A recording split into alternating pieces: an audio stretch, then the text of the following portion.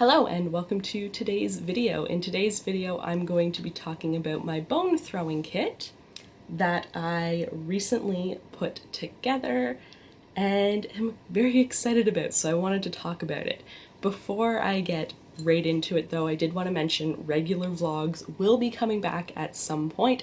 I'm not sure when. There's a lot of things up in the air now after the holidays. My partner is working from home, so we're just trying to figure out a way for me to still be able to film videos but not be disruptive to his work, because we don't have like separate office spaces in this house. So we're still figuring things out. Until we figure things out, I'm not going to be doing the weekly vlogs that I have been doing, but you'll get probably some more sit-down videos as I have a set amount of time to film. Now that I've said that, let's get into my kit, what it is, what's in it, and what each of the pieces mean. So this is a bone throwing kit. It's used in divination, similar to tarot cards or rune stones, things like that. And it has lots of little pieces in it. Most of these pieces I already owned, and it just felt like they needed to belong in this kit. There were a few pieces that I purchased. Any pieces that I purchased, I made sure were ethically sourced from a reputable business in Canada, and I made sure that they had information on where they were from, what they were, etc., all that fun stuff. The pieces that I already owned are pieces that I have picked up here and there, like this feather I had just found on a walk, shells that I picked up from beaches, things like that. And this kit will probably change as time goes on. There's a couple of things that I still would like to represent in this kit, but I just haven't found pieces that fit in yet. For now, this feels complete, which is why I'm doing a video on it, but I'm sure as time goes on, I will add pieces to it. I may even take pieces away. Another thing I should mention, I don't know how often I'm going to use this kit. My tarot cards, for example, I usually only bring out maybe once every 3 months, once every 6 months. It's not a regular occurrence for me to bring them out, and I mostly bring them out as a guided reflection tool if my brain is just really busy and I need to focus on a couple of issues or just one issue. It kind of helps me to work through what's most important to me. So that is kind of what I'm going to be using this for. If I have any specific things I'm trying to work through, using it as guided reflection and seeing if the message that I might get out of throwing the bones feels good and feels like it resonates with me. So let's get into every piece and their meanings to me. I have in here a feather. Feathers to me have always represented flight, freedom, travel, things like that. Every time I see a bird, I think freedom and flight, so that is what this represents to me. I have a coin in my set. This is a coin I've had for quite a while. The coin I use to represent yes or no, so heads means yes, tails means no. I have a crow wishbone, which represents luck and good fortune. This is one of the pieces that was ethically sourced from a reputable business here in Canada. I have a Quartz Point, which represents positivity and protection. A claw to represent strength and bravery. This was also another ethically sourced piece. A white shell I've had for a long time, and in my kit it represents hope and innocence. A white river rock that I use to represent good intentions. A shell covered in barnacles, I use this to represent being smothered or overwhelmed or the feeling of chaos.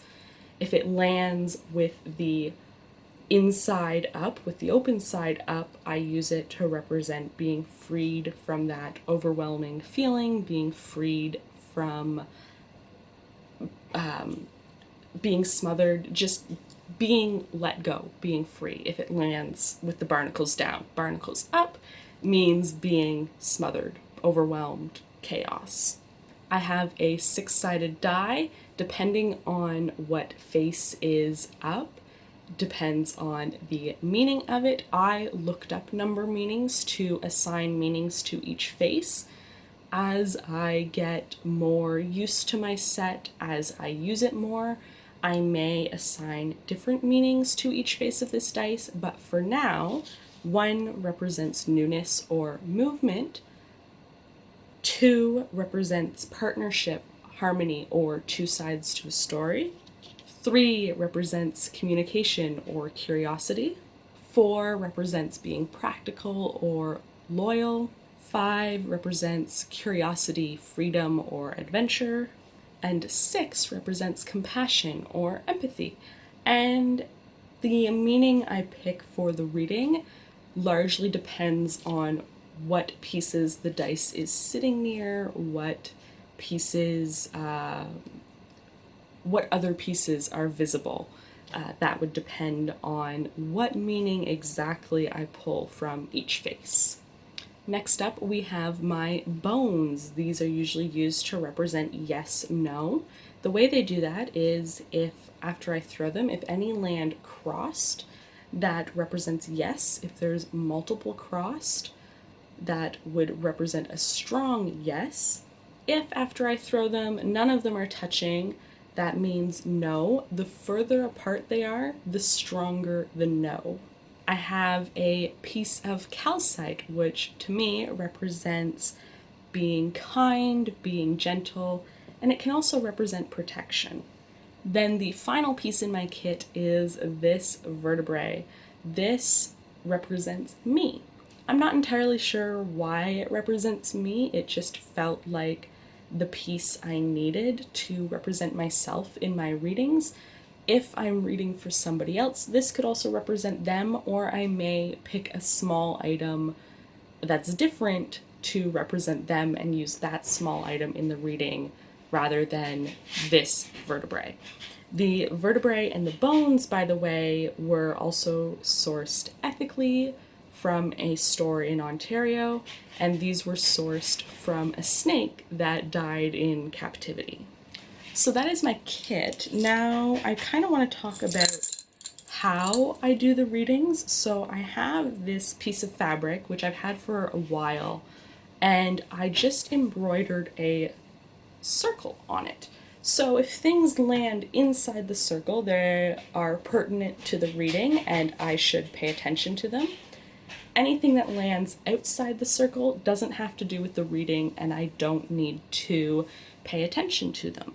And like I said, I don't know if this kit is complete. I would like some items to represent more negative things, so possibly an item to represent anger, an item to represent bad feelings, just something like that, but I haven't found anything that fits and feels like it resonates with me, whereas all the other pieces in this do resonate in some way, regardless of how I came across them. Most of the things I already owned, for example, like this feather, I said it came across me on a walk. The shells I found on a beach a long time ago. The coin I've just had sitting around for quite a while.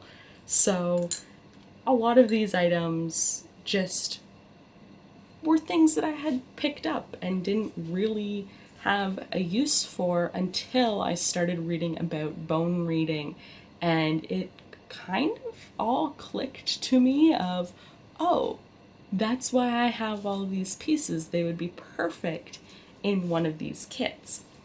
I don't know how often I'm going to use this, but it's pretty cool to learn about at least, and it was neat that I had all of the items needed for a kit.